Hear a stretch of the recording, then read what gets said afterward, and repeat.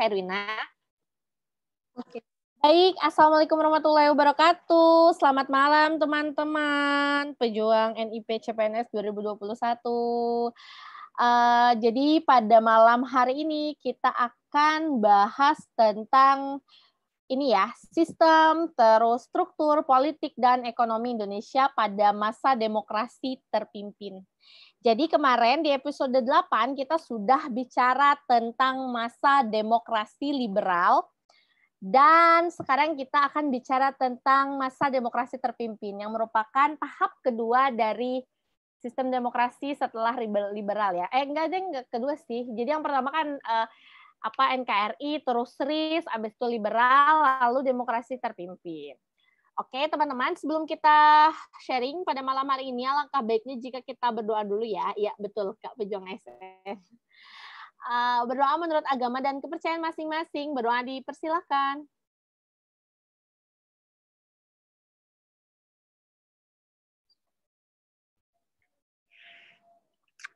Berdoa selesai. Oke, teman-teman. Ya.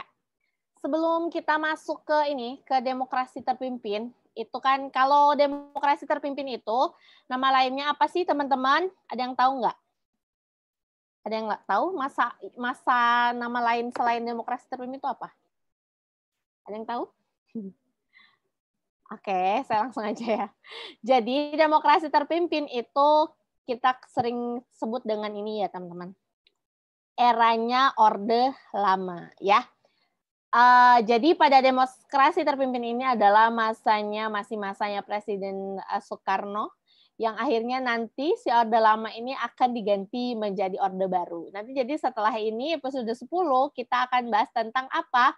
Orde Baru masa Presiden Soeharto. Jadi di sini nanti ada banyak yang akan kita bahas ya, teman-teman. Jadi sebelum kita ke demokrasi terpimpin, kita akan bahas sedikit mengulas yang kemarin episode 8 ya, yaitu adalah mengenai demokrasi liberal ya. Jadi di mana demokrasi liberal itu adalah masa demokrasi pada saat itu di mana sering terjadi ini ya.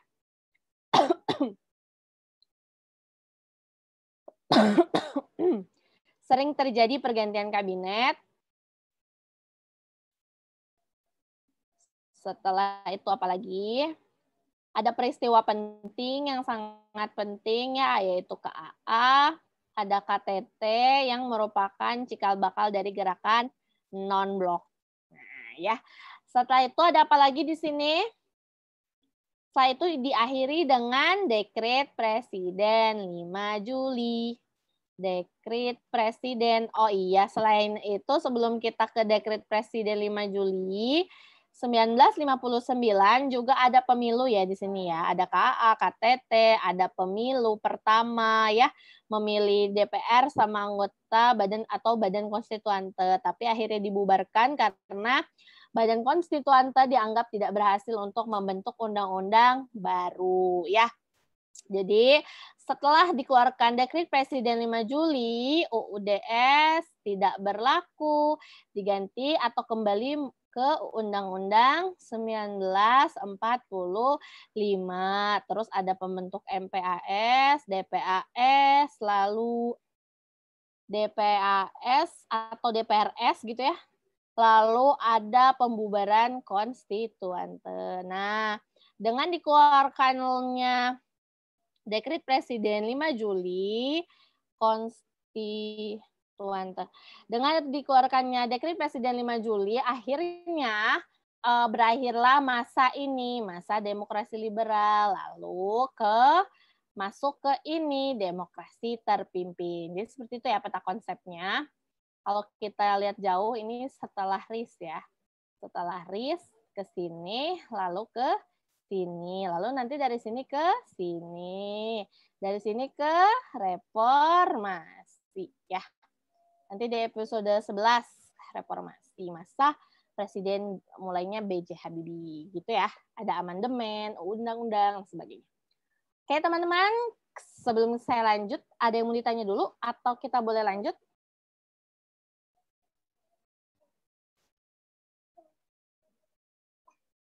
Lanjut ya. Oke, saya lanjut ya teman-teman. Nah, ke soal pemanasan ya, nomor 1 ya. Ketidakstabilan kehidupan politik pada demokrasi liberal, partai politik saling bersaing dan menjatuhkan.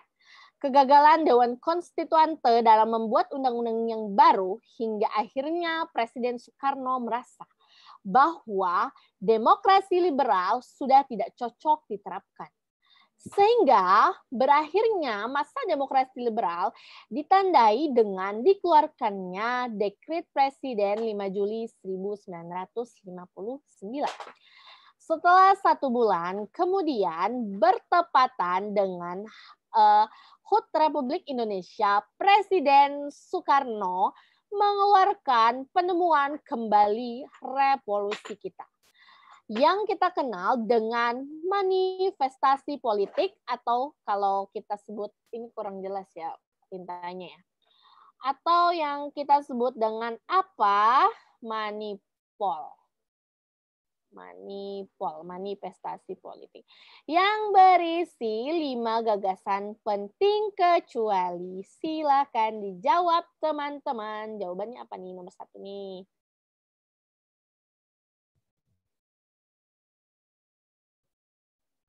Silakan dijawab teman-teman.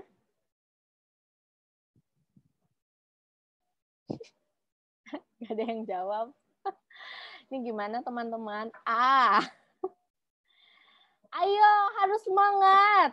Hari H sebentar lagi ya teman-teman ya. B.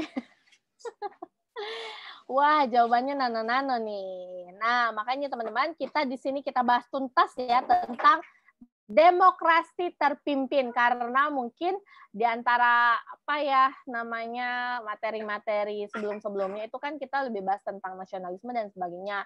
Terus demokrasi liberal. Nah, demokrasi terpimpin mungkin masih baru ya, teman-teman. Oke, silakan dijawab nih, baru 2 orang. Yang lain gimana? Silakan dijawab dulu. Teman-teman, baru 2 orang yang jawab nih. Adakah jawaban yang lain selain A atau B? B. Oke, nggak ada yang jawab. Oke, nggak apa-apa.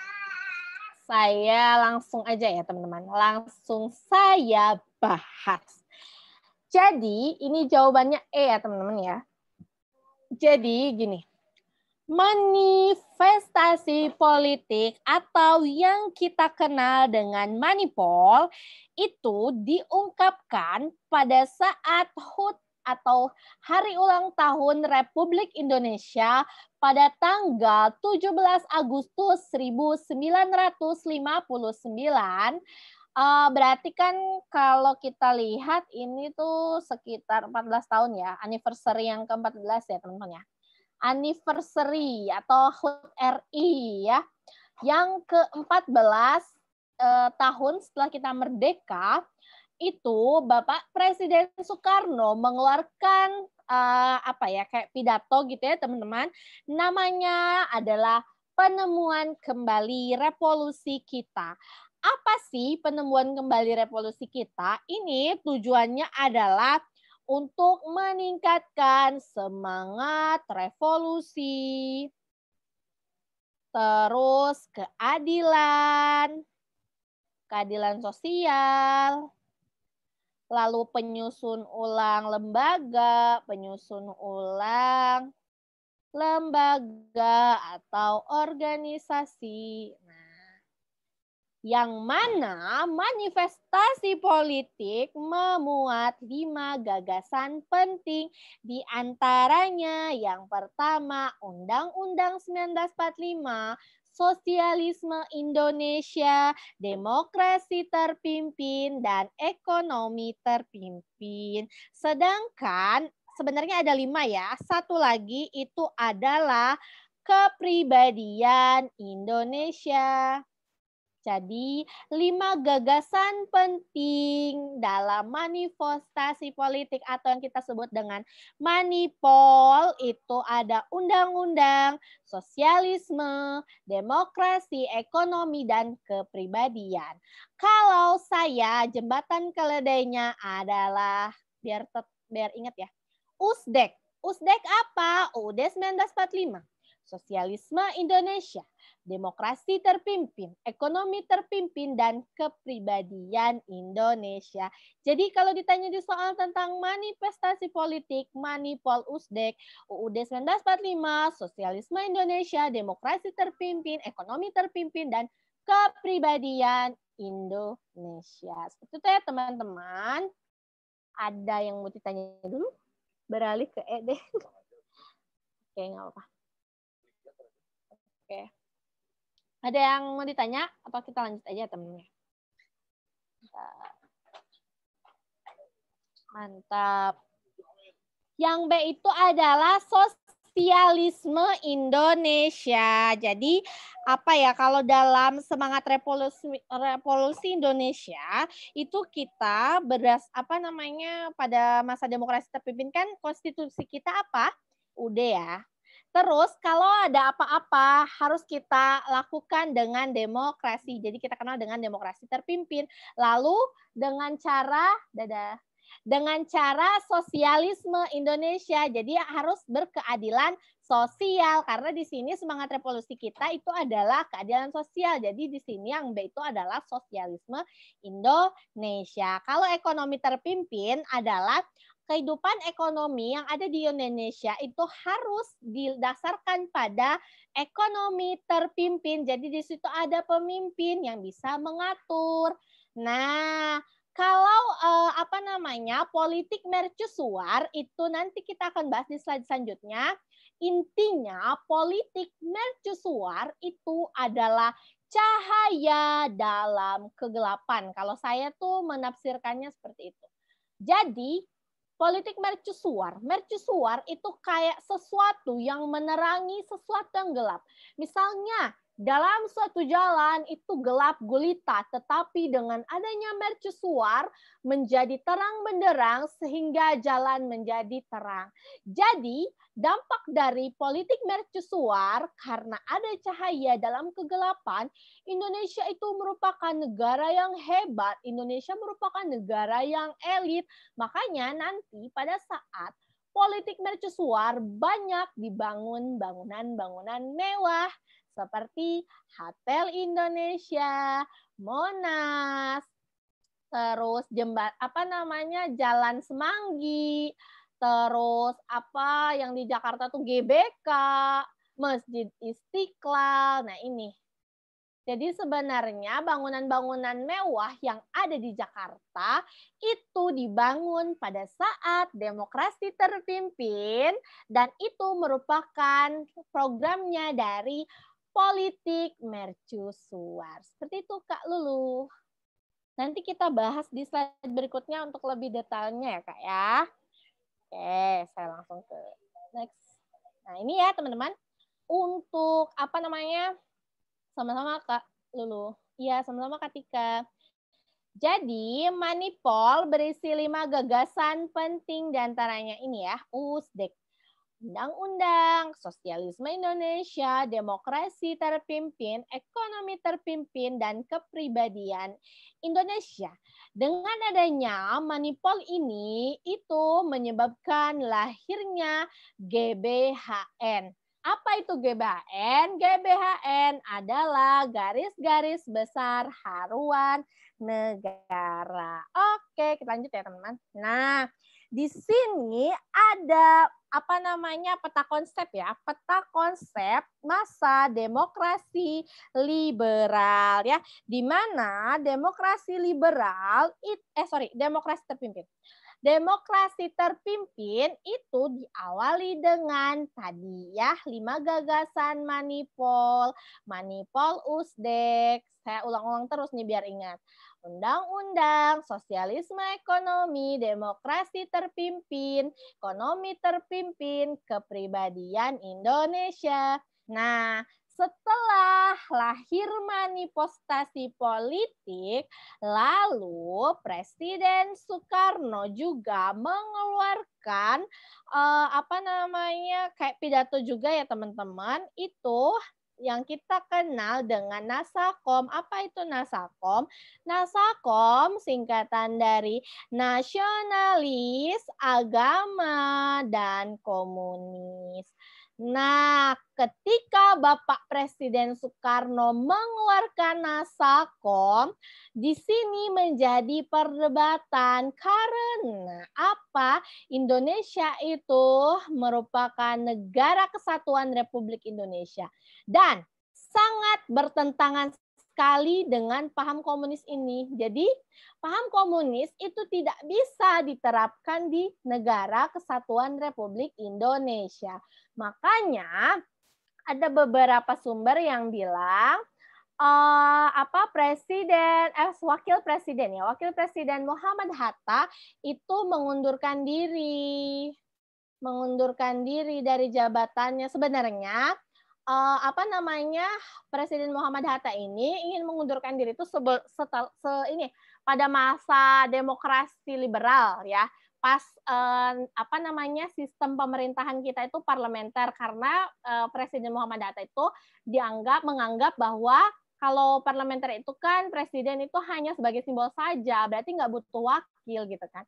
Nah, pas dia memohon yang pertama itu tidak dikabulkan oleh MPR. Nah, terus lalu setelah beberapa tahun kemudian lahirlah Nasakom. Lalu nggak lama dari pidato Bapak Soekarno tentang Nasakom ini, Wakil Presiden Muhammad Hatta mengajukan kembali tentang dirinya ingin mengundurkan diri dari Wakil Presiden seperti itu.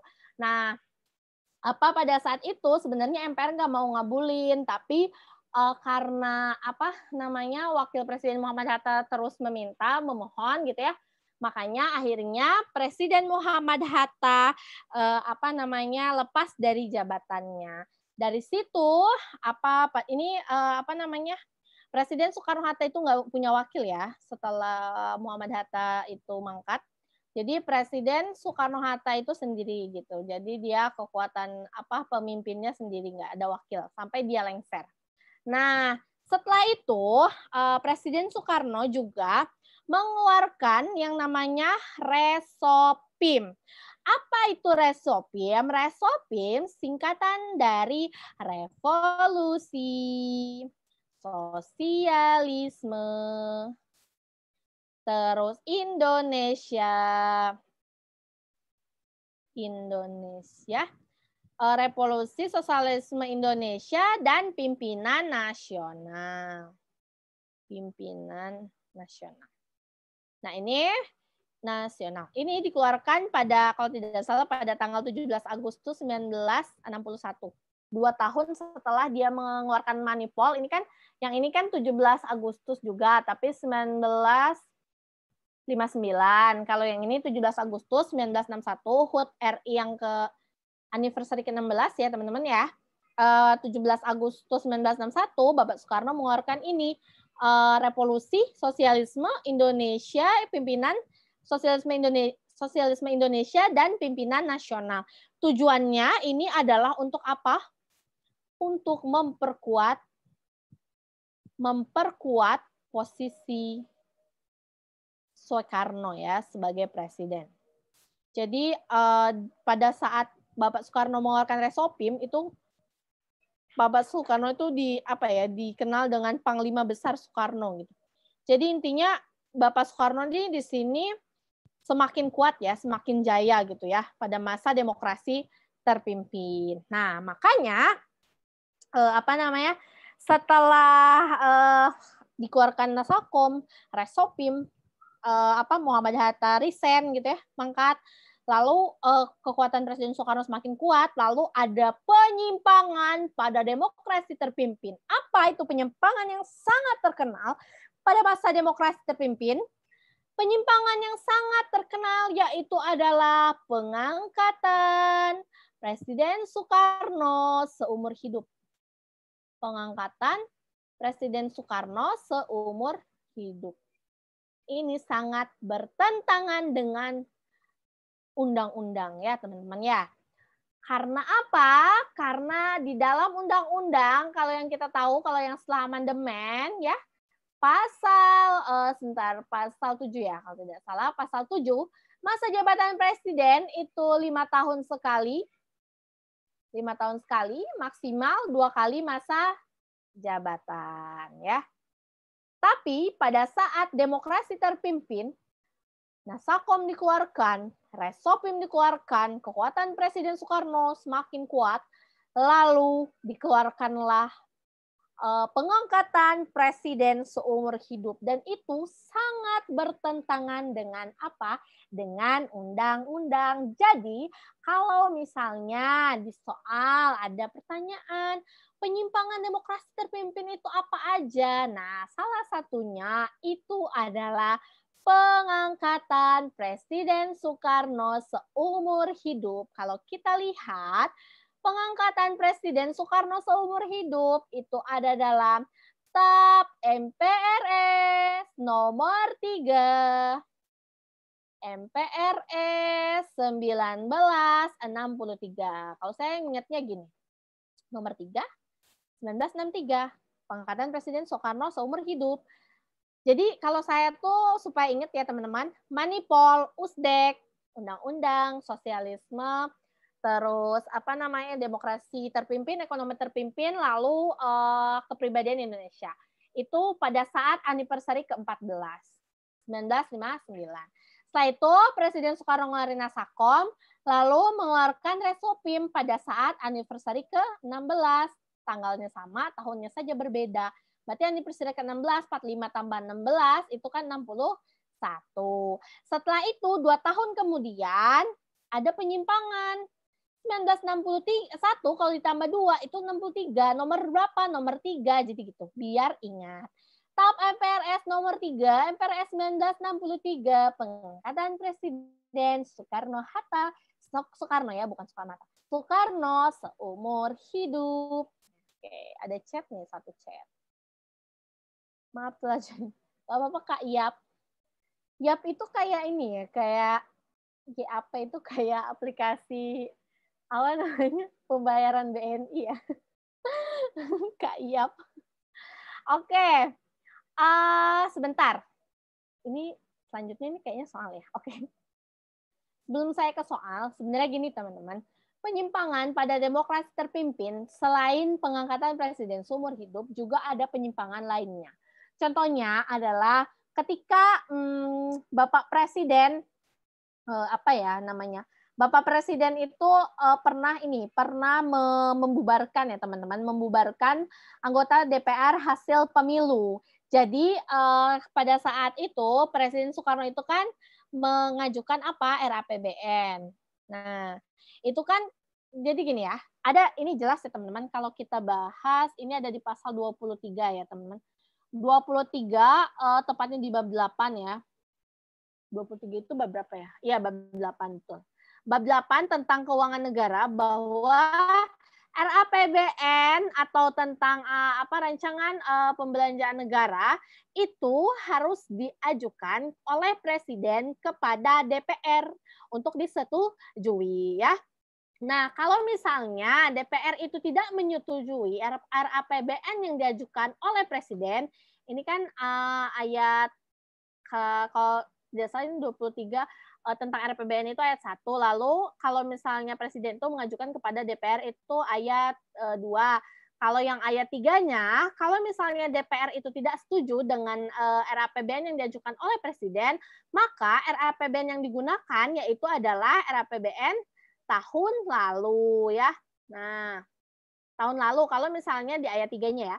Kalau misalnya DPR itu nggak setuju. Nah, tapi pada masa demokrasi terpimpin karena kekuatan Presiden Soekarno itu kuat, makanya pada saat itu di Presiden Soekarno melakukan penyimpangan yaitu apa? Membubarkan DPR yang tidak hasil pemilu pada saat demokrasi liberal yang pada saat pemilu pertama itu dibubarkan karena dia itu tidak setuju dengan RAPBN yang diajukan oleh presiden. Padahal kalau kita lihat teman-teman, menurut pasal 7C bab 3 Undang-Undang 1945 jelas ya, presiden tidak bisa membubarkan DPR ataupun MPR. Jadi presiden itu tidak bisa menonaktifkan DPR dan juga tidak bisa membubarkan MPR. Nah, pada saat itu malah Presiden Soekarno melakukan penyimpangan, yaitu apa? Membubarkan DPR hasil pemilu karena tidak menyetujui RAPBN. Padahal kalau menurut pasal 23 ayat 3, Kalau RAPBN oleh Presiden tidak disetujui, harusnya RAPBN itu yang digunakan adalah RAPBN tahun lalu. Tapi di sini terjadi penyimpangan. Penyimpangan ini ya teman-teman, di pasal 23 menyimpang, pasal 7C juga menyimpang, jadi gitu ya. Banyak sekali penyimpangan-penyimpangan yang dilakukan pada masa demokrasi terpimpin. Nah, setelah DPR ini, hasil pemilu ini dibubarkan, Presiden Soekarno membentuk DPR yang baru yang kita kenal dengan DPR GR. Apa itu DPR GR? DPR GR adalah DPR gotong royong ya teman-teman. Nah, jadi di sini Presiden ingin menjadi lebih berkuasa teman-teman di sini ya. Oke, ada pertanyaan dulu sebelum saya lanjut. Silahkan teman-teman. Ada pertanyaan dulu, silahkan. Atau kita lanjut aja. Silahkan teman-teman. Jelas. Oke, lanjut. Ya, jelas ya. Lanjut ya ke soal nomor 2. Nah, pada masa demokrasi terpimpin, sebenarnya kalau ada soal tuh sebenarnya langsung aja ke sini ya teman-teman ya, mengeluarkan nasakom singkatan dari gitu ya. Tapi karena ini soalnya memuat cerita, jadi saya bacakan ya teman-teman ya. Pada masa demokrasi terpimpin, lembaga negara baru diatur dalam PP nomor 13 tahun 1959, yaitu dibentuk Pronasional untuk memperjuangkan cita-cita proklamasi dan cita-cita dalam Undang-Undang 1945. Hingga akhirnya pada 17 Agustus 1945 tadi ya sudah saya sharingkan ya teman-teman pada anniversary ke-16 mengeluarkan Resopim dengan singkatan yaitu adalah Revolusi Sosialisme Indonesia dan Pimpinan Nasional. Dikeluarkan sebelum dikeluarkan Resopim, Presiden Soekarno sempat mengeluarkan Nasakom. Oh, ini sudah saya jelaskan. Silakan dijawab teman-teman nomor 2. Oke, mantap. Nih teman-teman sudah sudah hafal ya. Jadi ini jawabannya apa sih? Coba kita lihat. Ya, betul ya teman-teman. Jawabannya adalah nasionalis, agama, dan komunis. Di mana Nasakom ini sebenarnya sudah pernah dikeluarkan oleh Bapak Soekarno pada masa mudanya ya teman-teman. Kalau tidak salah ini pada tahun 1926 oleh Soekarno Muda. Jadi Bapak Soekarno pernah mengeluarkan gagasan ini pada saat dia aktif ya di bidang organisasi. Nah, setelah dia menjadi presiden, lalu dia kenalkan lagi deh tentang Nasakom ini. Nah, ini merupakan penyimpangan karena paham komunis itu seperti yang kita tahu itu merupakan paham yang tidak boleh diterapkan di Indonesia dan itu sangat bertentangan dengan Negara Kesatuan Republik Indonesia. Nah, gini ya teman-teman penjelasannya. Pada 1956, Presiden Soekarno mengeluarkan Nasakom dalam pidatonya yang merupakan singkatan dari nasionalis, agama, dan komunis, di mana tujuannya adalah untuk memperkuat Presiden Soekarno sebagai panglima besar. Selain itu, tujuan dikeluarkannya Nasakom adalah untuk mempersatukan semua kalangan bangsa Indonesia, berusaha menyatukan berbagai ideologi yang ada dan tumbuh di Indonesia, untuk mengimbangi kekuatan militer dalam menghadapi PKI. Latar belakang Nasakom di masa demokrasi terpimpin awalnya pada tahun 1926, Soekarno Muda mengelompokkan 3 aliran. Nah, ini ya, teman-teman. Nasionalis itu IP, lalu Muslimin itu Serikat Islam, dan PKI itu komunis. Kalau IP itu adalah Indische Partis. Nah, ini dibentuk pada 25 Desember 1925 ya. Ya, kalau tidak salah 1925 ya, teman-teman. Anggotanya 3 serangkai. Siapa itu? Cipto Mangunkusumo, lalu Suwardi Suaryaningrat atau Ki Hajar Dewantara, lalu Ernest Does Daker atau kita kenal dengan Danudirja Setiabudi. Kalau yang Serikat Islam ini kan ada Supomo, lalu dirubah menjadi Serikat Islam tadinya SDI ya oleh Hos Cokroaminoto. Nah, setelah itu ada PKI.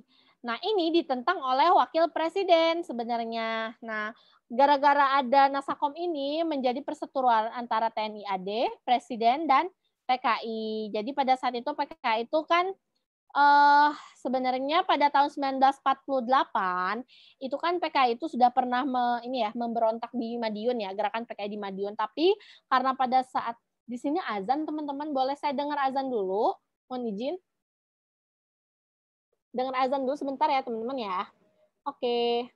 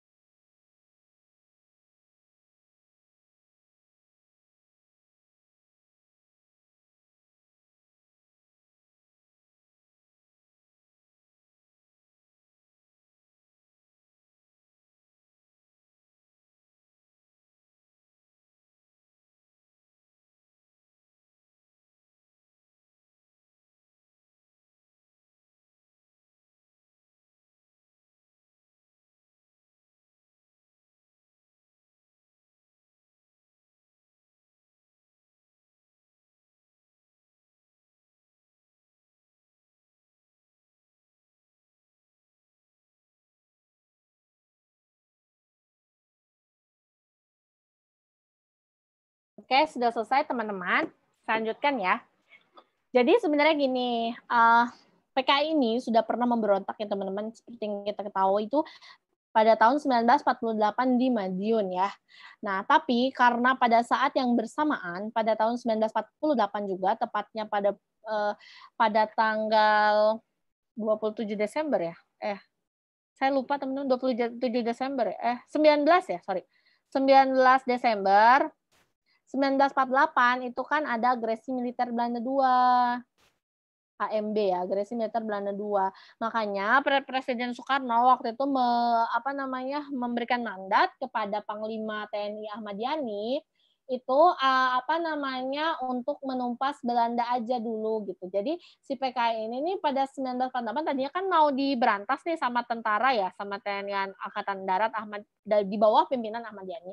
Tapi karena pada saat bersamaan itu Belanda juga malah nyerang kita pada tanggal 19 Desember 1948, akhirnya Presiden Soekarno bilang sama Ahmad Yani, ya udah deh, yang PKI biarin aja dulu karena kita harus fokus ke Belanda dulu nih yang benar-benar akan mengganggu kemerdekaan kita. Makanya pada saat itu tentara itu benar-benar fokus ke sini teman-teman pada tahun 1948. Makanya yang PKI ini masih berdiri, masih maksudnya kayak belum belum dikupas tuntas gitu loh. Makanya pada pemilu pertama kita pada 1955 pada demokrasi liberal itu PKI ini malah menjadi 4 partai besar ya, selain ada PNI, ada Masyumi, terus ada NU. Nah, 4 partai besar yang memenangkan pemilu itu salah satunya adalah PKI. Nah, hal ini yang menyebabkan PKI ini posisinya menjadi semakin kuat. Maka dari itu ditambah lagi ketika Presiden Soekarno mengeluarkan ini Nasakom, jadinya PKI ini semakin semakin kuat gitulah teman-temannya. Makanya pada saat itu kan ada ya pemberontakan Gestapo. Jadi gitu ya teman-teman. Jadi Nasakom ini sebenarnya ditentang oleh wakil presiden karena Bapak Muhammad Hatta menganggap bahwa paham komunis ini tidak bisa diterapkan di Indonesia seperti itu teman-teman ya. Jadi pada saat ada Nasakom itu terjadi perseteruan antara tentara angkatan darat, antara presiden dan PKI seperti itu. Oke, lanjut ya teman-teman ke soal nomor 3. Sama halnya dengan demokrasi liberal, banyak terjadi penyimpangan-penyimpangan pada demokrasi terpimpin. Hal ini dikarenakan pada saat itu kekuatan Presiden Soekarno semakin kuat. Selain itu, Wakil Presiden Muhammad Hatta mengundurkan diri dalam jabatannya pada 30 November 1956, sehingga membuat Presiden Soekarno menjadi pemilik kekuasaan tunggal. Berikut merupakan penyimpangan pada demokrasi terpimpin kecuali. Nah, silakan dijawab teman-teman.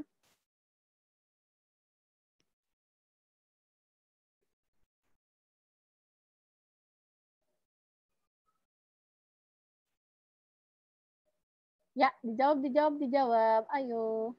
D. H. Ada yang jawab A, ada yang jawab D. Ayo, yang mana yang benar? Oke, D, D, D, D, D, A, D. Oke, teman-teman. Kita langsung lihat pembahasannya. Kayaknya teman-teman udah ini ya, udah menguasai ya masa ini ya. Ya, betul ya, teman-teman. Jadi jawabannya adalah yang D. Indonesia lebih dekat dengan Amerika Serikat untuk pembebasan ini bukan ya, teman-teman ya. Ini salah ya. Jadi penyimpangan pada demokrasi terpimpin itu kan tadi ya, pengangkatan Presiden Soekarno seumur hidup dalam TAP MPR. Kita review lagi biar ingat. Nomor 3, MPRS 1963. Lalu pembentukan MPRS oleh Presiden, Presiden membentuk DPAS, lalu Presiden membubarkan DPR hasil pemilu yang tidak menyetujui RAPBN, dan ini melanggar ya Undang-Undang 23 ayat 3 ya teman-teman ya. Lalu pasal 7C juga. Karena sebenarnya presiden itu tidak boleh membubarkan DPR ya teman-teman. Ini bab 8, yang ini bab 3. Undang-Undang 1945.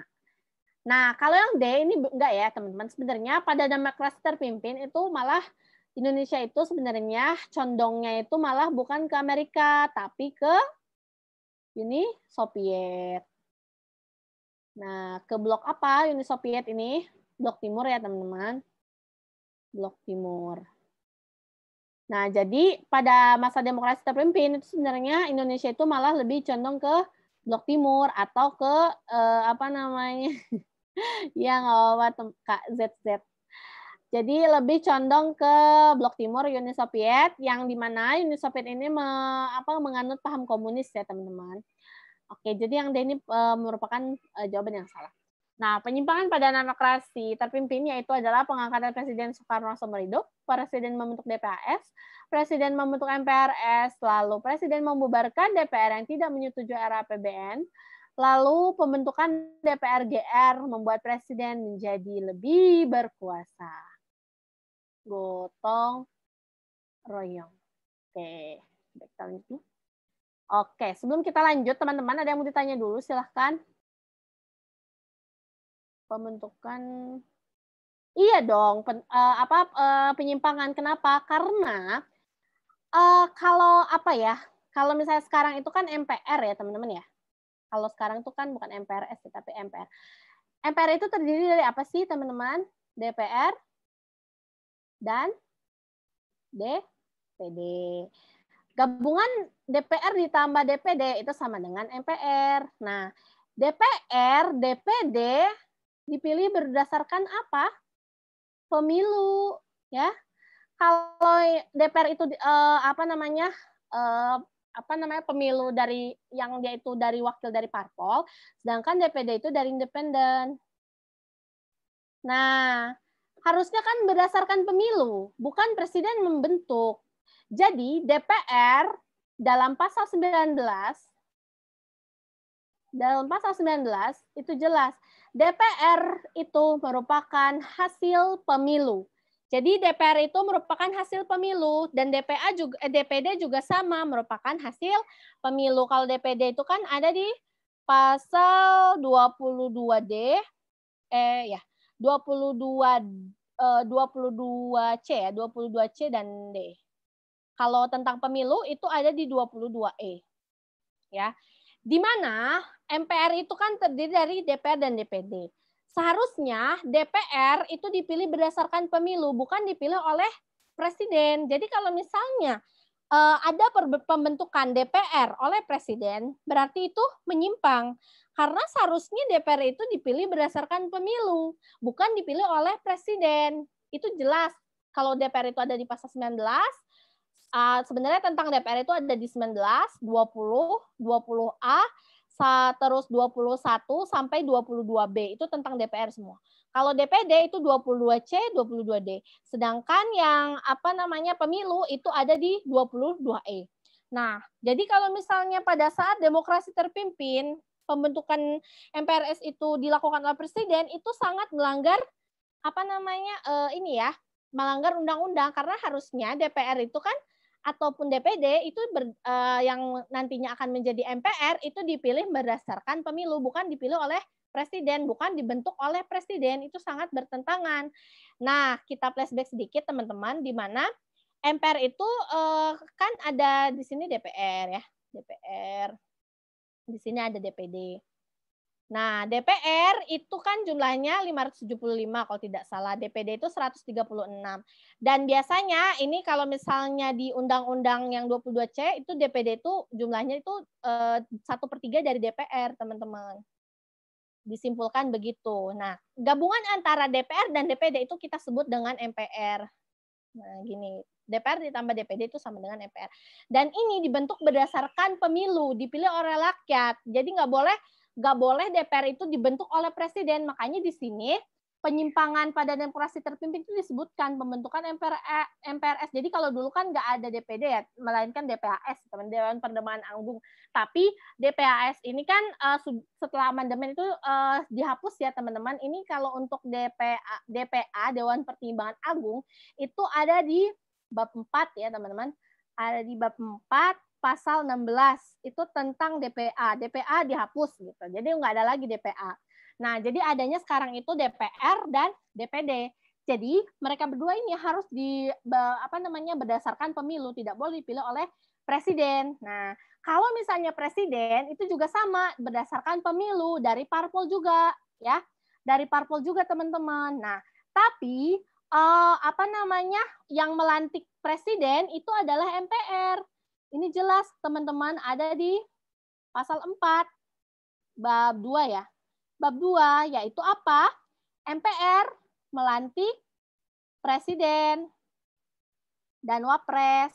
Lalu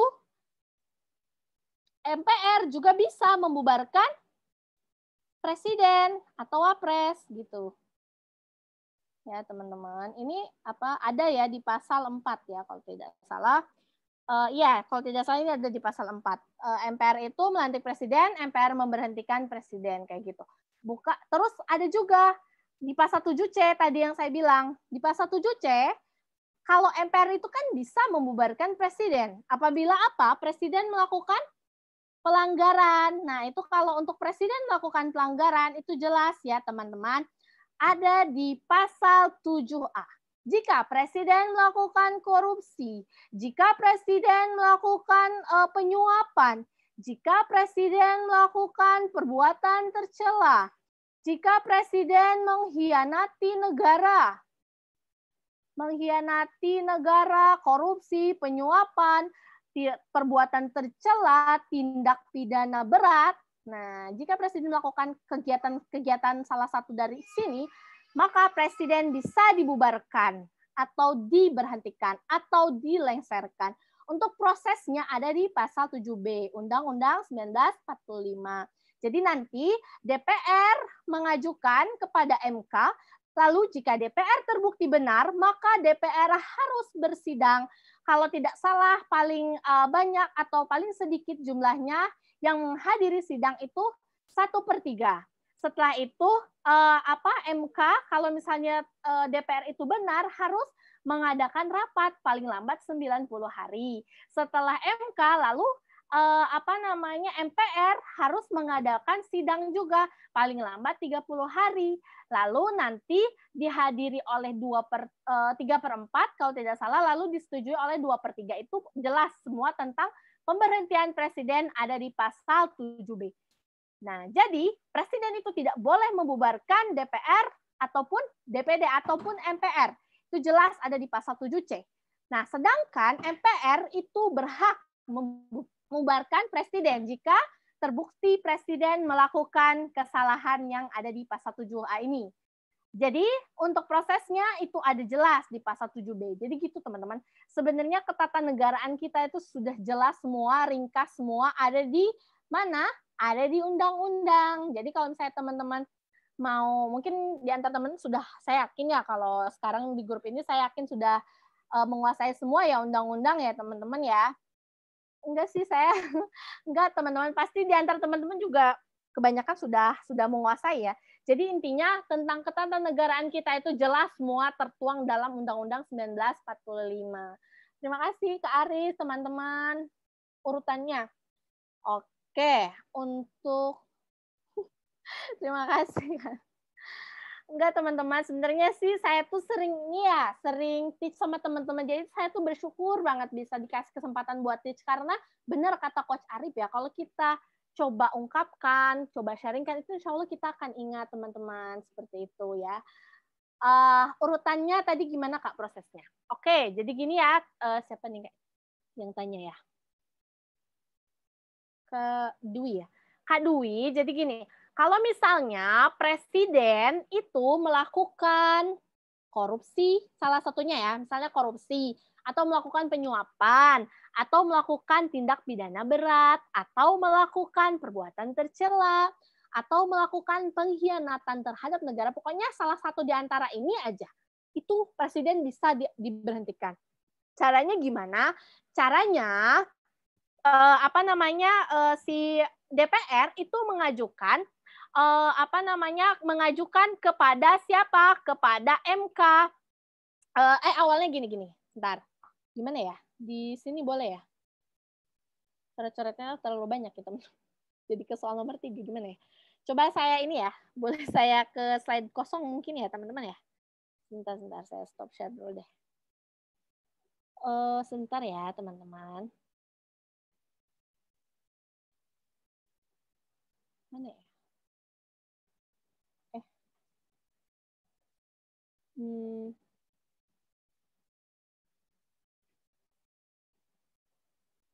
Oke, keep.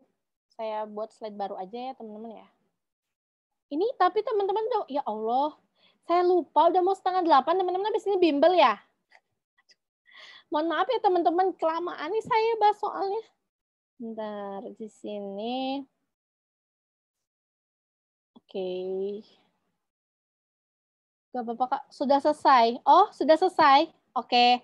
Yang bimbel apa? Yang Aldebaran IC. Apa? IRC apa sih? Aduh, mohon maaf ya teman-teman, saya kurang gaul nih. Saya bener-bener deh teman-teman, aduh mohon maaf kalau misalnya ada chat di grup atau ada yang japri saya terus belum kebahas itu saya mohon maaf sekali. Saya bener-bener apa ya, minggu-minggu ini tuh saya fokus ke pendaftaran ya teman-teman. Jadi libur, bimbel telat ya. Oke. Oke, alhamdulillah kalau gitu ya. Berarti teman-teman di sini free ya sekarang ya, nggak terburu-buru mau bimbel ya. Oke. Pinglinya sedang sakit. Oh, mudah-mudahan cepat sembuh Kak Pingli. Oke, sebentar ya, teman. Oke, jadi gini ya, teman-teman. Prosesnya ya, itu ada di pasal 7B. Jika presiden tadi melanggar perbuatan korupsi, misalnya dia berbuat penyuapan, tindak pidana berat, perbuatan tercela, pengkhianatan terhadap negara, itu ada 5 poin yang saya tahu. Itu presiden itu bisa dibubarkan, teman-teman. Dengan cara apa? Prosesnya itu ada di ayat 1 ya, teman-teman. 7B ayat 1 itu DPR mengajukan kepada atas usul DPR ya. Jadi si DPR itu mengajukan kepada MPR untuk nanti setelah dari MPR itu diajukan kepada MK tentang si pemberhentian presiden. Nah, ayat 2-nya jika ternyata DPR ajuan DPR ya tentang pemberhentian presiden itu benar, nah maka harus diadakan rapat atau sidang ya teman-teman. Dan ini harus dihadiri paling sedikit itu 2/3 dari jumlah anggota DPR. Setelah itu ayat 4-nya ayat 4-nya itu MK setelah DPR itu bersidang dihadiri oleh 2/3 ya, dihadiri gini. MK harus mengadakan sidang juga paling lambat 90 hari. Itu harus sidang ya, teman-teman ya. Ini kalau saya tuh memahaminya nggak hafal mati gitu ya, teman-teman. Maksudnya nggak sesuai dengan yang ada di buku tuh jiplak gitu. Enggak ya. Kalau saya tuh lebih ke intinya sih, teman-teman, biar kita juga nggak pusing gitu ya, biar cepat menanggapinya gitu ya. Nah, setelah itu jika MK sudah mengadakan sidang, lalu harus diteruskan ya, harus segera diteruskan intinya gitu. segera diteruskan. Nah, ayat 5 itu setelah itu, ayat 6 ya berarti ya. Ayat 6-nya itu MPR harus sidang. Setelah ini baru MPR yang sidang nih. Paling lama itu 30 hari. Harus cepat-cepat nih, nggak boleh lama-lama ya kan. Nah, setelah itu usul pemberhentian presiden itu dianggap sah jika ayat 7-nya ya. Ayat 7-nya itu harus dihadiri 3/4 MPR itu hadir ya. Lalu disetujui oleh 2/3 yang hadir. Nah, maka nanti ini bisa nih, ini harus setuju ya teman-teman, setuju tentang pemberhentian presiden ini. Maka kalau misalnya sudah seperti itu, presiden dapat diberhentikan dari jabatannya. Jadi ada pasal 7B itu ada 7 ayat kalau tidak salah ya teman-teman, seingat saya gini. Jadi yang pertama, DPR ngajuin ke MPR, setelah itu diajukan ke Mahkamah Konstitusi. Setelah itu jika DPR benar, katanya ya, 2/3 DPR harus rapat nih. Jadi awalnya DPR dulu yang rapat, setelah itu MK yang rapat, paling lambat 90 hari harus segera diagendakan si rapat ini.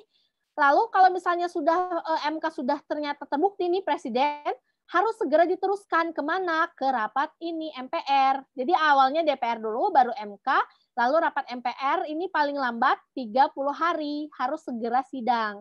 Nah setelah itu sidang MPR ini harus dihadiri oleh 3/4 MPR, lalu disetujui oleh 2/3 yang hadir, yang ini disetujui.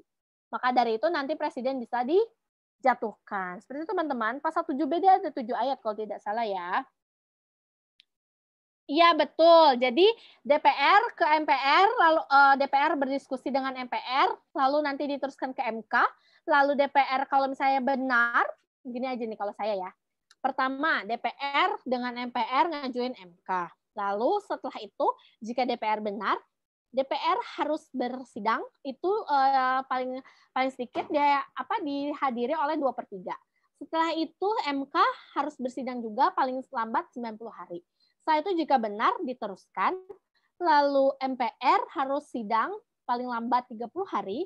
Setelah itu dihadiri oleh 3/4 MPR dan disetujui 2/3 yang hadir. Ini insya Allah teman-teman kalau kita baca terus ulang pasti nanti ingat ya teman-teman. Oke, bagaimana Kak Dwi dan teman-teman? Apakah ada yang mau tanya dulu? Silakan. Atau kita boleh lanjut ke soal berikutnya.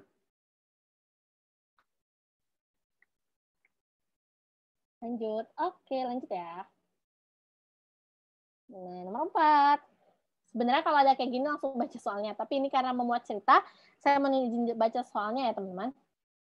Pada tanggal 31 Juli sampai 5 Agustus 1963 dilaksanakan konferensi Mapilindo antara negara Indonesia, Filipina, dan Malaysia. Oke, ini masalah konfrontasi dan Malaysia ya teman-teman. Konferensi ini merupakan salah satu cara yang dilakukan oleh Presiden Soekarno untuk menyelesaikan konfrontasi dengan Malaysia yang saat itu memperebutkan wilayah Sabak dan Sarawak. Tetapi hal ini dilanggar oleh Malaysia yang mengadakan Federasi Malaysia. Hal ini menyebabkan Indonesia marah. Selain itu, setelah mengadakan Federasi Malaysia, Malaysia juga malah dicalonkan menjadi anggota tidak tetap ya. Kalau tidak salah anggota tidak tetap teman-teman. Dewan Keamanan PBB.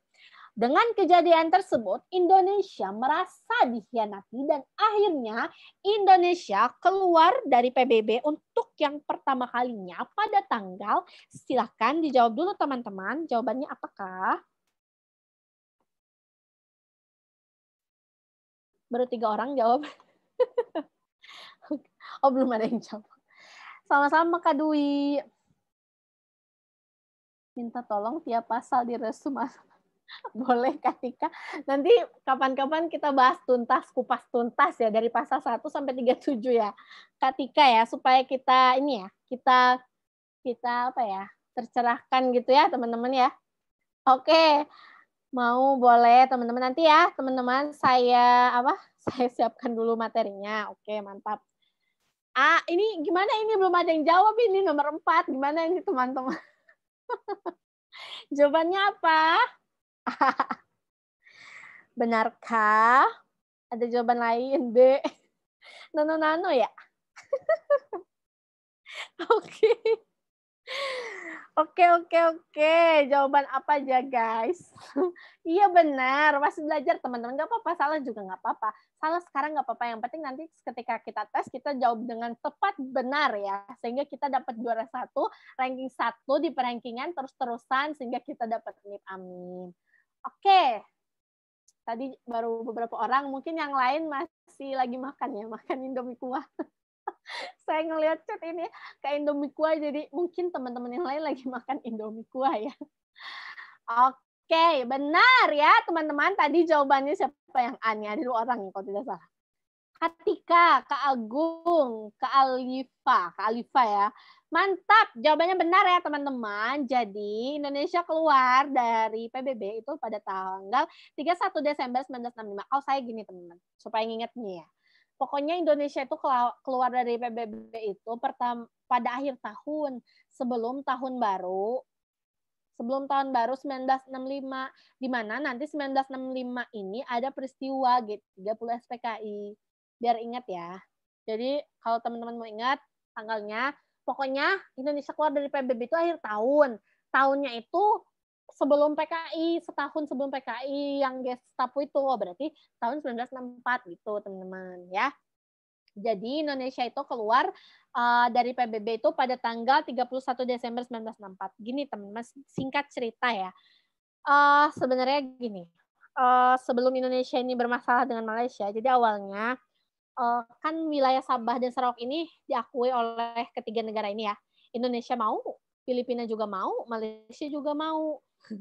Makanya PBB itu supaya ketiga negara itu damai, mereka melakukan penyelesaian awalnya itu di meja perundingan yang namanya itu konferensi Mapi-Lindo, di mana Mapi-Lindo itu Malaysia, Filipina, Indonesia. Isi dari Mapi-Lindo itu salah satunya adalah Malaysia itu tidak boleh mengaku-ngaku, Filipina juga mengaku-ngaku wilayah ini sebelum dilakukan papera. Papera itu kayak pendapat rakyat yang nanti juga akan dilakukan ke masyarakat Irian Barat ya. Papera itu kayak pendapat rakyat Kalimantan, yang di mana Kalimantan itu kan berbatasan dengan Sabah Sarawak ini. Nanti itu dikasih pendapat, dia tuh mau gabung kemana, Malaysia atau Filipina atau Indonesia gitu. Tapi sebelum dilakukannya papera ini, malah si Malaysia ini pede gitu ya teman-teman istilahnya. Dia pede, lalu dia mengadakan Federasi Malaysia, bahwa Malaysia ini sudah terbentuk. Lalu si Malaysia ini gabung dengan PBB, terus abis itu anggota baru, junior baru, malah dijadikan anggota tidak tetap oleh PBB. Semakin marah lah Soekarno kan, ya kan teman-teman. Kak Santi, untuk materi TPK kakak bagian hasil jumlah dari peserta sampai 1 sampai 15 ke akhir 96.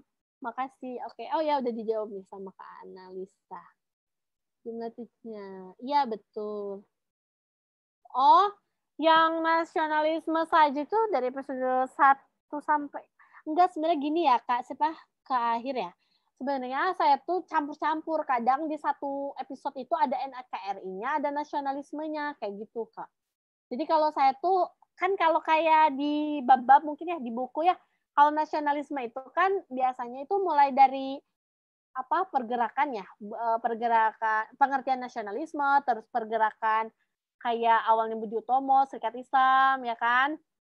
Itu kan biasanya kalau di YouTube juga gitu ya, nasionalisme itu tentang pergerakan awal mulanya, terus masa-masa sebelum sebelum adanya Sumpah Pemuda dan sebagainya. Nah, kalau saya tuh biasanya karena saya ini materinya nyambung ke akhir ya.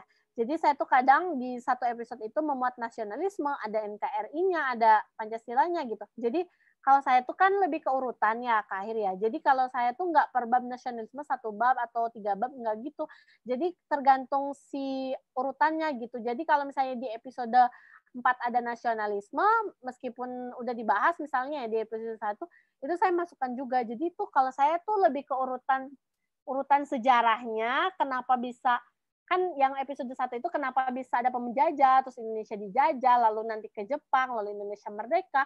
Setelah Indonesia merdeka itu ada revolusi Indonesia, terus ada Pancasila, ada undang-undang, lalu ada fungsi Pancasila, dan apa 45 butir dan sebagainya, dan kemarin demokrasi liberal gitu. Jadi kalau saya itu lebih ke ini ya, ke akhir ya, lebih ke urutan sejarahnya gitu. Tapi di situ tuh ada muatannya, ada tentang nasionalisme, ada NKRI kayak gitu. Ke akhir. Oke. Oke, teman-teman, saya lanjut ya. Jadi setelah Mapilindo ini, Malaysia ini kan dijadikan anggota tidak tetap Dewan Keamanan PBB. Yang mengakibatkan apa? Bapak Soekarno tuh marah. Kok bisa sih PBB tuh gitu ya? Kok bisa sih Malaysia jadikan Dewan Keamanan tidak tetap, sedangkan dia baru masuk, anak baru, habis gitu mengkhianati saya lagi, negara saya. Harusnya kan kita lakukan papera dulu kepada rakyat Kalimantan, tetapi Malaysia ini dengan PD-nya dia mengumumkan Federasi Malaysia, makanya Bapak Soekarno itu marah, yang akhirnya mengeluarkan apa? Ganyang Malaysia. Ini saya merinding loh teman-teman, dengar recordnya Bapak Soekarno mengeluarkan Ganyang Malaysia ini. Jadi intinya Bapak Soekarno tuh marah ya sama Malaysia, makanya dia mengeluarkan Ganyang Malaysia. Nah, dampaknya apa sih dari Ganyang Malaysia ini? Dampaknya Kedutaan Besar KBRI ya. Kedutaan Besar Republik Indonesia yang ada di Malaysia itu di demo ya, di demo sama rakyat Malaysia. Jadi Indonesia apa nih gitu. Jadi intinya kita tuh berantem lah sama Malaysia. Karena kan Indonesia marah, Indonesia mengeluarkan Ganyang Malaysia, terus Malaysia juga nggak terima. Akhirnya KBRI kita nggak ada di Malaysia, malah di demo sama rakyat Malaysia.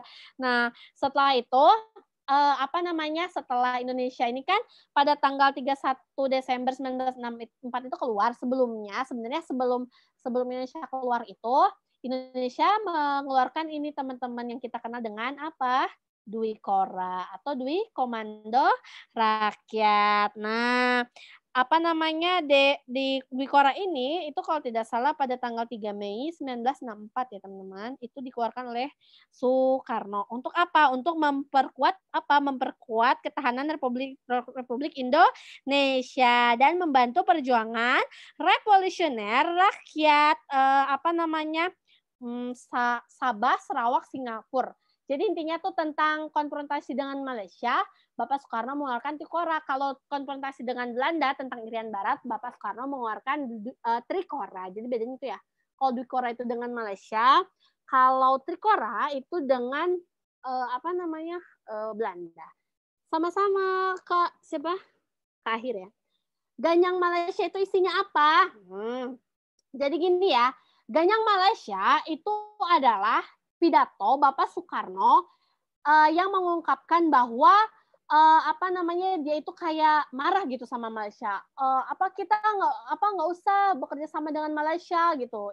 Intinya tuh gitu. Kayak isinya itu kayak nggak ada isi kayak kan kalau misalnya Trikora itu kan jelas ya isinya itu kan bubarkan negara boneka gitu-gitu ya.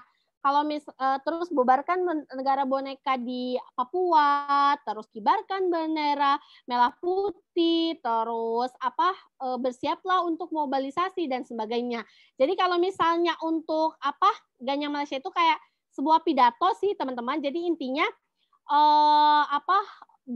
Indonesia tuh marah gitu. Jadi Malaysia itu sudah mengkhianati kita gitu. Jadi nggak ada isi resminya gitu ya, maksudnya kayak semacam pidato aja temen. Kalau kayak tadi kan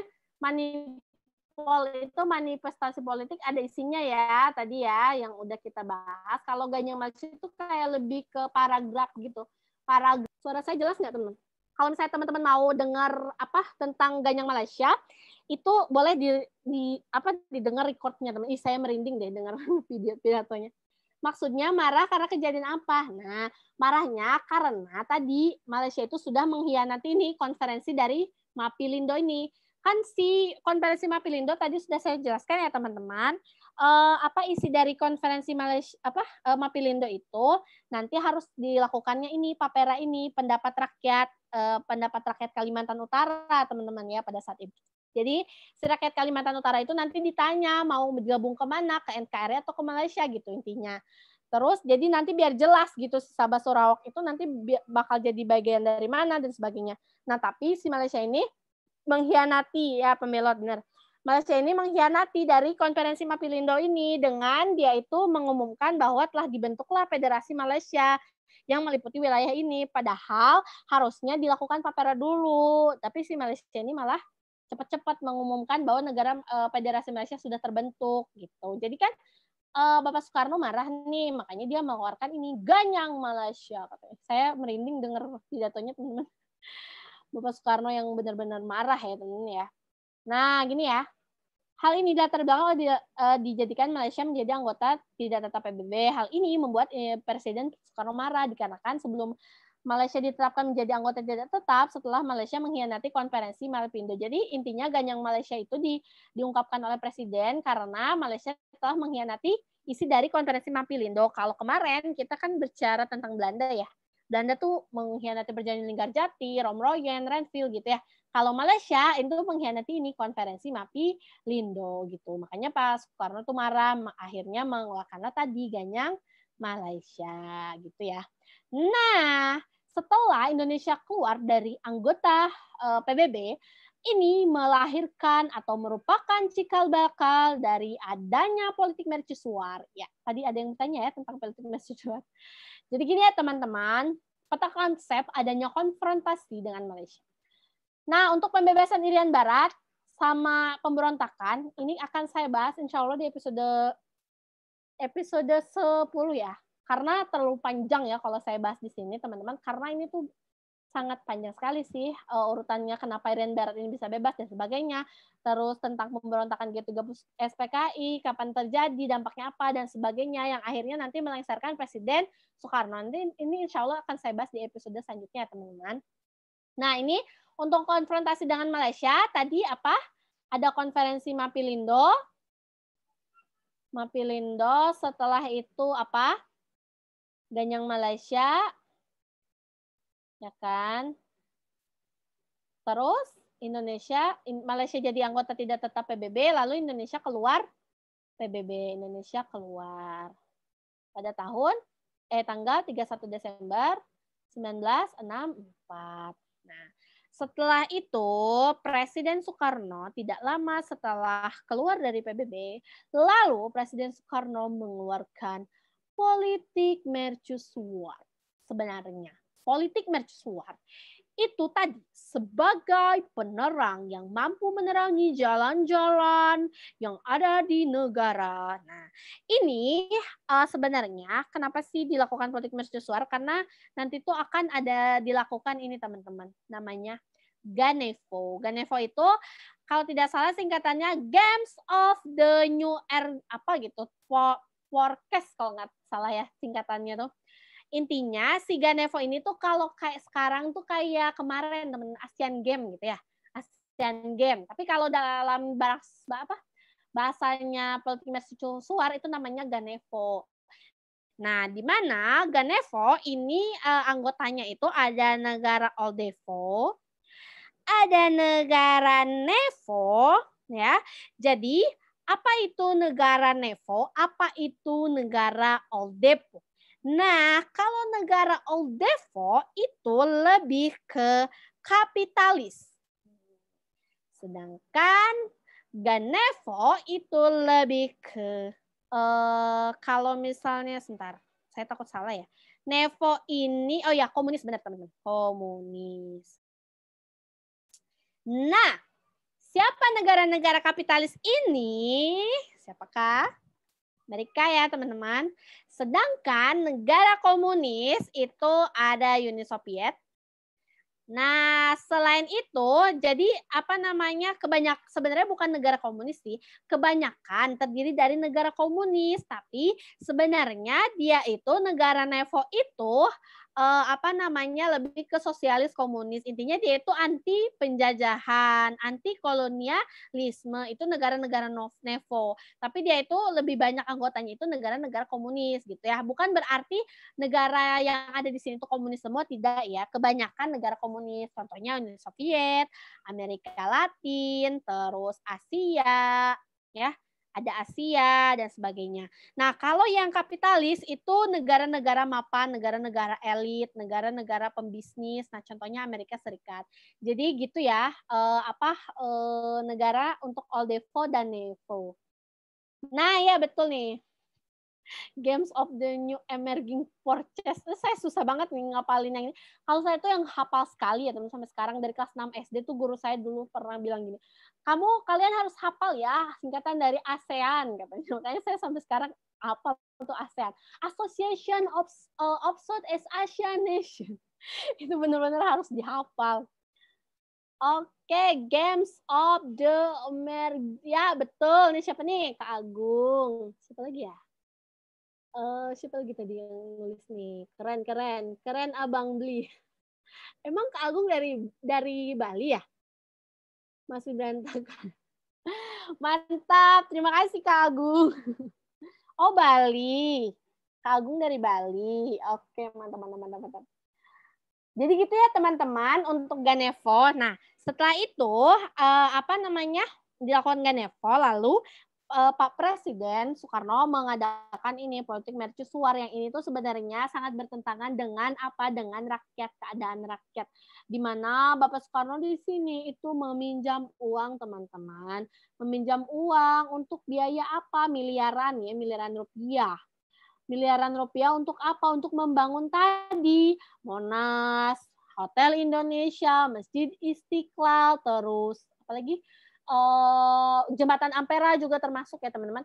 Terusnya Jembatan Senayan, Simpang Semanggi itu ya, Simpang Semanggi, GBK dan sebagainya itu kan membutuhkan biaya yang besar. Makanya Bapak Presiden Soekarno itu membangun besar-besaran gedung-gedung mewah yang ada di Jakarta. Sedangkan sementara keadaan rakyat itu sedang kelaparan, teman-teman. Karena apa? Harga pangan melonjak tinggi. Makanya rakyat itu di sini tuh kayak marah. GBK, iya betul. GBK, Hotel Indonesia. Terus tadi Simpang Semanggi yang Jalan Elit. Terus Jembatan Ampera juga termasuk. Masjid Istiqlal, Patung Pancoran. Pokoknya yang elit-elit yang ada di Jakarta tuh sebenarnya ini loh. Sebenarnya itu pada masa demokrasi terpimpin, tapi sebenarnya rakyat itu sedih. Kenapa sih kok Bapak Presiden membangun bangunan mewah sedangkan kita kelaparan, ya kan? Maka dari itu nanti setelah pemberontakan G30 SPKI 30 September 1965 itu nanti ada apa? Tritura ya, teman-teman. Nah, Tritura itu kan diungkapkan pada 10 Januari 1966 oleh siapa? Kami dan KAPI. Mengeluarkan apa? Hapuskan PKI, bubarkan kabinet dari PKI, dan terakhir adalah turunkan harga. Kenapa? Karena pada saat itu rakyat tuh kelaparan, rakyat itu sedang krisis, tapi kok bisa-bisanya Bapak Presiden bangun itu semua, gitulah kasarnya ya teman-teman. Padahal kan sebenarnya Bapak Presiden Soekarno itu ingin menunjukkan nanti pada saat Ganevo ini bahwa Indonesia tuh elit loh, Indonesia juga nggak kalah sama negara-negara maju, Indonesia tuh punya bangunan mewah juga gitu loh. Jadi sebenarnya Pak Presiden Soekarno tuh tujuannya itu supaya menunjukkan kepada dunia bahwa Indonesia juga bisa menjadi penerang, yang artinya tadi mercusuar tadi. Tapi itu sebenarnya bertentangan dengan keadaan Indonesia yang pada saat itu sedang krisis. Makanya nanti salah satu tritura ini juga akan dikeluarkan yang akhirnya nanti selain G30 SPKI, tritura Super Semar itu melengsarkan Presiden Soekarno. Seperti itu teman-teman. Nah ini ya, untuk tadi ya, saya sudah jelaskan konfrontasi dengan Malaysia, latar belakangnya ini adalah Sabah Sarawak ini, konferensi Mafindo berkhianat, lalu Presiden Soekarno mengeluarkan Ganjang Malaysia. Nah, lanjutannya, menarik perhatian Amerika, Jepang, Thailand, Malaysia dijadikan anggota tidak tetap, Indonesia keluar dari PBB, lalu nanti dilakukan deklarasi Bangkok pada tanggal 29 Mei sampai 1 Juni ini 1966. Ini sama ya kayak dasar negara ya, maksudnya kayak tanggal dasar negara itu kan 29 Mei, 31 Mei sampai 1 Juni ya. Sama ya, kayak hampir-hampir sama tanggalnya, tapi tahunnya beda ya teman-teman. Nah, setelah itu lalu tadi politik mercusuar. Nah, ini penjelasannya. Politik mercusuar itu menjadi negara itu menjadi dua ya teman-teman ya. Yaitu negara Nevo. Nah, ini tadi. Lalu Oldevo itu kapitalis. Nah, kalau ini Amerika Latin ya, bukan Amerika. Kalau Amerika Serikat itu di sini ya, teman-teman. Amerika Serikat. Nah, kalau Amerika Latin ini, Asia Afrika ini merupakan apa? Negara dunia ketiga yang kemarin saya jelaskan ya teman-teman. Negara dunia ketiga itu adalah negara yang tidak mau memihak antara blok barat dan blok timur. Jadi mereka itu mengadakan gerakan non-blok. Ini sudah saya jelaskan di episode selanjutnya ya teman-teman. Nah, selain itu pada tanggal 10 November 1963 akan dilaksanakannya Ganevo atau Games of the New Emerging Process. Nah, ini mercusuar itu artinya menerangi jalan bagi Nevo menjadi pemandu di negara yang baru terbentuk. Nah, tapi dampak negatifnya rakyat menjadi kelaparan. Ini sudah saya jelaskan tadi ya, teman-teman. Nah, lanjutannya dari politik mercusuar itu adalah membangun bangunan tadi ya, GBK, Monas, HI, Semanggi, gedung DPR MPR yang sekarang ada di Jakarta ya teman-teman, Masjid Istiqlal, Jembatan Ampera di Palembang. Nah, untuk mewujudkan Nevo, maka nah ini dibentuk Poros Jakarta Penom, Poros Jakarta Peking, Poros Jakarta Pen, Jakarta Hanoi, Jakarta Pyongyang. Nah, ini dampaknya Indonesia tadi menjadi ke salah satu poros yaitu negara komunis atau blok timur. Nah, sebenarnya adanya Jakarta Peking, Jakarta Pen, Jakarta Hanoi ini sebenarnya rakyat tuh nggak setuju gitu ya teman-teman ya. Nah, makanya nanti pada saat Tritura itu rakyat itu kalau saya lihat videonya ya pada saat turunkan Presiden Soekarno tuh ada apa namanya nama-nama kayak gini. Pyongyang, iya. Jadi tuh kayak rakyat tuh kok Soekarno lebih ke Cina gitu-gitu. Pokoknya rakyat tuh kayak nggak setuju ya. Apa di situ tuh ada tulisan Soekarno Jakarta Penom. Intinya Jakarta Peking tuh sebenarnya nggak setuju rakyat itu. Jadi apa ya dampak dari politik mercusuar tuh sangat dahsyat sekali ya. Selain politik mercusuar, terus tadi ada Nasakom, terus ada G30 SPKI, semakinlah rakyat itu tidak percaya dengan Bapak Soekarno. Jadi kayak udahlah gitu ya, maksudnya kepemimpinan Bapak Soekarno tuh mulai pudar gitu pada saat itu ya teman-teman. Oke, sudah selesai ternyata teman-teman. Jadi nanti ya untuk pembebasan Irian Barat, prosesnya gimana? Pemberontakan G30 SPKI, lalu Bapak Soekarno lengser, lalu lahirnya Orde Baru, itu nanti ada di episode 10 ya teman-teman. Kita nanti akan bahas bagaimana bisa Irian Barat dibebaskan sejak KMB ya teman-teman. KMB tanggal 27 Desember 1949, tapi tidak kunjung dibebaskan. Seharusnya kan tanggal 1950 itu harusnya Irian Barat sudah dibebaskan. Tapi Belanda itu nggak mau membebaskan Irian Barat, sehingga nanti ada di sini Trikora 1961 dikeluarkan oleh Bapak Soekarno. Lalu setiap ada agenda rapat PBB, Bapak Soekarno selalu mengajukan tentang pembebasan, bebaskanlah Irian Barat saya. Tapi selalu suara yang ada di rapat PBB itu nggak memenuhi syarat, makanya nggak diselesaikan hingga akhirnya nanti ada di sini saya kasih sinopsisnya ya. Ada perjanjian New York ya yang menyebabkan nanti Belanda itu menyerahkan Irian Barat kepada Indonesia. Nah, tapi sebelum diserahkan kepada Indonesia itu nanti ada Papera. Jadi pusat pendapat rakyat ya. Intinya tentang pendapat rakyat. Rakyat Irian Barat ini mau bersatu ke Indonesia atau enggak gitu. Nanti ada penentuan pendapat rakyat ini yang akhirnya nanti di sidang ke-24 PBB ya Papua atau Irian Barat itu resmi bergabung kembali dengan NKRI. Jadi nanti kita cerita ya di episode selanjutnya tentang pembebasan Irian Barat, lalu adanya Gestapo, lalu nanti ada tadi Tritura, berakhirnya masa demokrasi terpimpin, ada di sini Super Semar ya. Kenapa sih kok Bapak Soekarno bisa lengser gitu ya? Nanti kita bahas bersama teman-teman, lalu kenapa bisa lahir Orde Baru. Nanti ada di episode selanjutnya. Oke, teman-teman, tidak terasa sudah jam 8 ya. Sini ada kata-kata dari saya. Bermimpilah yang tinggi, karena satu-satunya batasan kita adalah pikiran kita. Jadi kami CPNS 2021, salam 500 plus. Terima kasih atas perhatiannya. Saya Santi Rusmayanti, mohon izin pamit. Mohon maaf apabila dalam penyampaian saya masih terdapat banyak kekurangan. Itu saja dari saya. Wassalamualaikum warahmatullahi wabarakatuh. Selamat malam teman-teman. Saya kembalikan ke Kak Irwina. Silakan Kak Irwina.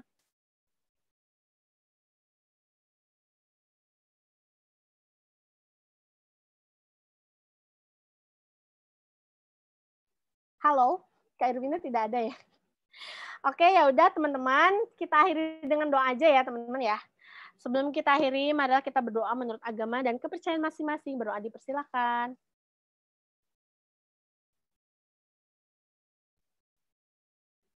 Berdoa selesai. Oke, terima kasih teman-teman. Silahkan teman-teman bagi yang mau live. Ini Kak Irwina gimana ya teman-teman? Sebentar, saya stop share atau bagaimana ya? Kak Ujang ada nggak di sini? Kak Ujang?